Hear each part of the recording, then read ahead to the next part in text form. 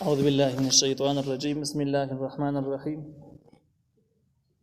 وكيف أخاف ما أشركتم ولا تخافون أنكم أشركتم بالله ما لم ينزل به عليكم سلطانا فأي الفريقين أحق بالأمن إن كنتم تعلمون. سورة انعام 81 نمبر آیت. په دې آیت کې د مشرکانو د دعوو تفصیلی جوابونه ذکر کیږي. مشرکانو د ابراهیم علیه السلام د تفسیری دلایل په مقابل کې دوه جوابونه کړیو. یو جواب دا کړی و چې تا چې کوم دلایل ویل نو دا زمون د رواج خلاف دي او ان وجدنا علیه آباءنا. موږ دا طریقه دغه شان لیدلې چې خلک د بوتانو سجدي کوي، نور استورو ته کوي او ستاره خبره زمون د رواج خلاف دي. دا غي جواب مخکې تفسیری تیر شو چې د الله تعالی توحید او د الله تعالی د هدایت په مقابل کې د چار رواجونو لا هیڅ اعتبار نشته. دویم اعتراض هغوی دا کړی و چې کته دا خبرې کې نو زمونږ خدایان به دې خراب کړي، یعنې دغه بوتان ستوري او انوار سپوږمۍ دا به د باندې عذاب راولي، خراب به دې کړي او د دې نه یره وکړه. د هغې تفصیلي جواب دی. یو جواب یې پرون تېر شوی و چې په دې وجه باندې ستاسو دغه خدایانو نه زه نه یېرېږم چې دغه خدای تاسو چې کوم څه ته خدایان وایي نو په دې کې قدرت نشته چې ما باندې عذاب راولي. د قدرت د عذاب د راوستلو قدرت دا نه لري، دا مخلوق دی، کمزوری دی، مجبوره دی، دغه وس پکې نشته.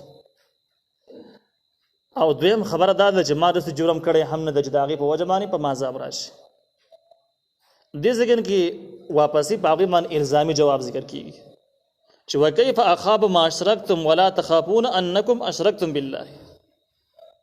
ما ته د یری خبرې کوي بار نه کم یروي چې ما کې د یری ځای شته نه، تاسو چې کوم شي نه ما یروي هغې کې د یری ځای نشته دی او نه زه د یری مستحق یم.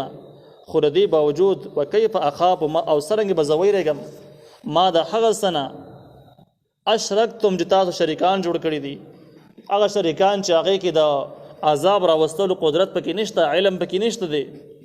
ولا تخافون او تاسو نه یریږئ انکم اشرکتم بالله چې تاسو شریک نیولې د الله تعالی سره ما هغه لم ينزل به علیکم سلطانا چې نه د نازل کړی په دې باندې په دغه شرک باندې تاسو دپاره هېڅ دلیل. تاسو په خپله باندې شرک کوئ، دغه شرک تاسو سره هېڅ دلیل نشته دی.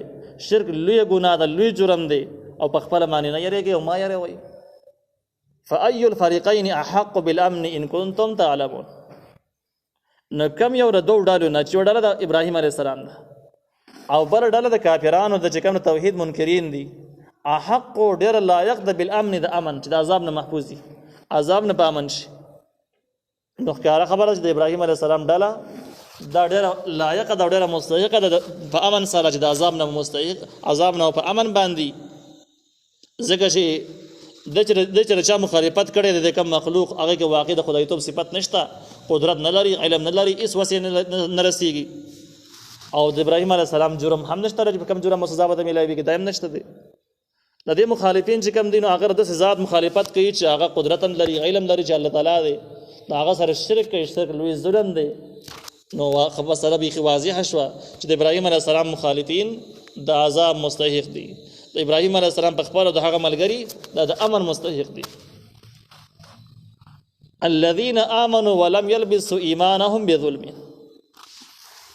هغه کسان چې ایمان راوړی دی ولم یلبسوا ایمانهم بظلم او دوی نه دی ګډوډ کړی د خپل ایمان سره ظلم.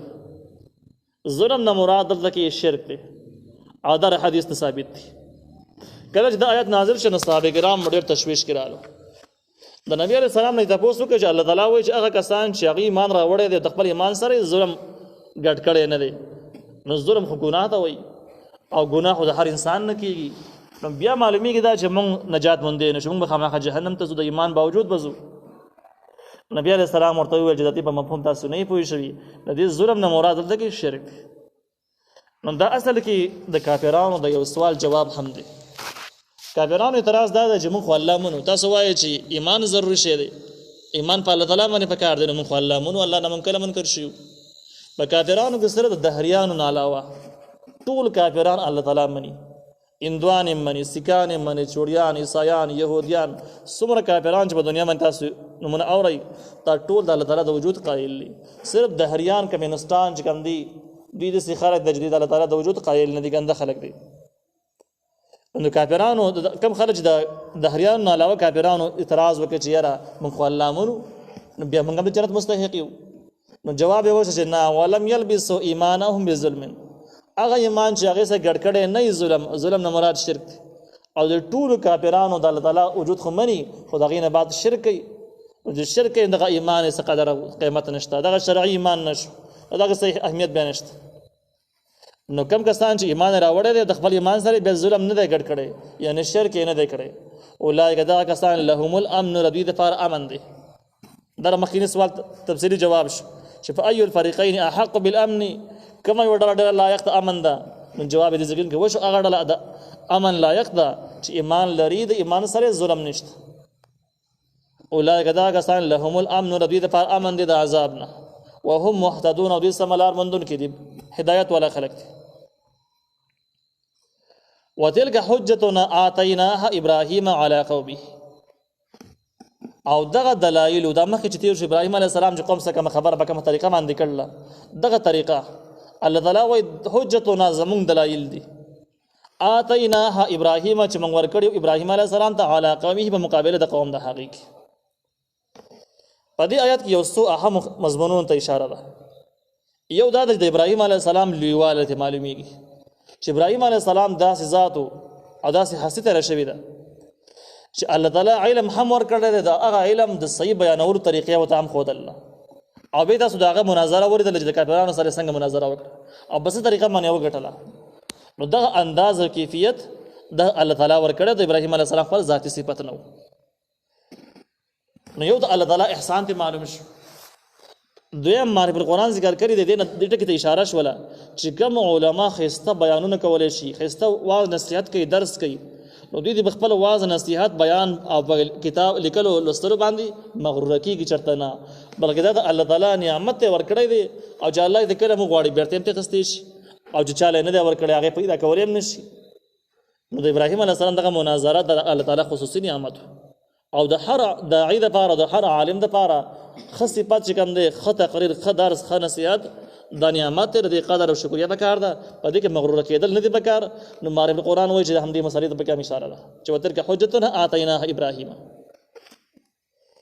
دویم په دې کې د ابراهیم علیه السلام مرتبه معلومه شوه، او چې کله مرتبه معلومه شوه نو ابراهیم علیه السلام مخکې موږ ویل ته د عربو نیکه دی، او قریش او مشرکان په ابراهیم علیه السلام باندې ډېر فخر کاوه، او داسې به یې ویل چې موږ د ابراهیم علیه السلام په ملت باندې یو.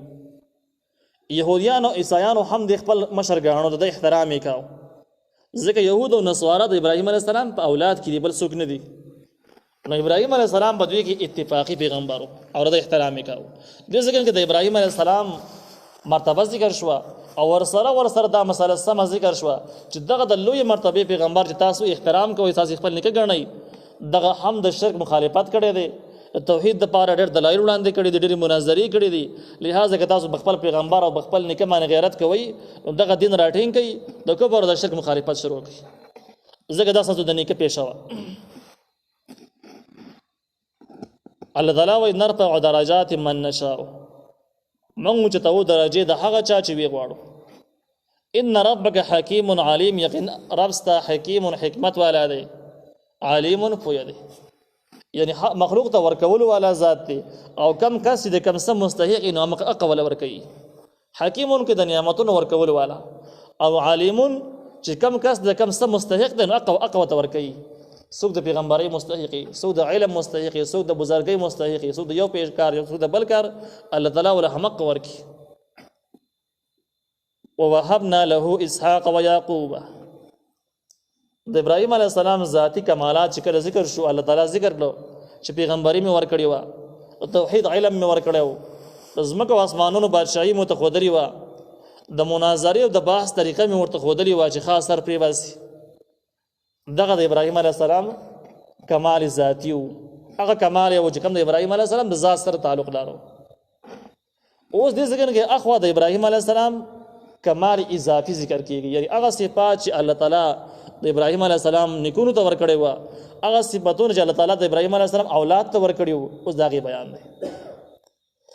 ایمان او علم او د دین دپاره خدمت ډېر لوی نعمت ته ډېر لوی څیز دی، خو چې کله کس انسان مسلمان د مسلمان دپاره د پلار نیکه او د دغه شان د اولاد دینداری د هغې بزرګي هم ډېره فایده کوي.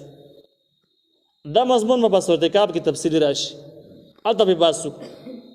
دلته د ابراهیم علیه السلام متعلق ذکر کېږي چې د دې پلارونه او نیکونه، د دې نیکونه چې کوم دي چې هغه نوح علیه السلام دی، دغه شانته کې آدم علیه السلام دی، ښکته راواخله د په اولاد کې هم ډېر پیغمبران او بزرګان تېر شوي دي. نو چې کله نیکونه هم نیکان خلک وي، اولاد هم نیک خلک وي، د دې نه معلومېږي چې منځ کې دا کس هم څه نه څه کمالات لري. یعنی دغه د بزرګۍ نه د منځني کس بزرګي هم معلومېږي، لرونو نیکونو د بزرګۍ نه او د اولاد د بزرګۍ نه د خپل کمالات هم څه حده پورې څرګندېږي. اوس الله تعالی د دې ذکر کوي چې اولاد کې وګورئ، ووهبنا له اسحاق، موږ ورکړی و دی ابراهیم علیه السلام ته اسحاق علیه السلام، دی زوی دی او پیغمبر دی. و یعقوب او یعقوب علیه السلام دی نوسی دی، دا هم پیغمبر دی. الله وی کلن هدینا، دې ټولو ته موږ هدایت کړی دی، د حق لارې هدایت هم ورته کړی دی. و نوح علیه السلام ته هدایت کړی دی چې نوح علیه السلام د ابراهیم علیه السلام په نیکونو کې دی. هدینا موږ ورته هدایت کړلی من قبل مخکې. ومن ذریته، او په اولاد د ابراهیم علیه السلام کې داود علیه السلام ته، دې ته پیغمبري ملاو شو. و سلیمان او سلیمان علیه السلام ته، و ایوب علیه السلام ته، و یوسف علیه السلام ته، و موسی علیه السلام ته، و هارون علیه السلام ته. دا ابراهیم علیه السلام اولاد دي، پیغمبران دي. وکذلک نجزی المحسنین، هم دغه شان موږ بدله ورکوو نیکانو خلکو ته. دا هم ګویا چې د سوال جواب دی. سوال داسې ده چې دغه پیغمبرانو دین دپاره ډېر قربانۍ کړي دي او د توحید دپاره یې ډېر کار کړی دی، د آسماني دین او د آسماني شریعت د خورولو دپاره. دغه خلکو ته الله تعالی غټې مرتبې ورکړي دي. خو سوال دا دی چې د دغه دین دپاره په دې زمانه کې څوک کار کوي، د دغه توحید دپاره، د دغه دین او شریعت دپاره، د هغې به څه حصې دي؟ هغې ته مرتبې میلاویږي که نه به میلاویږي؟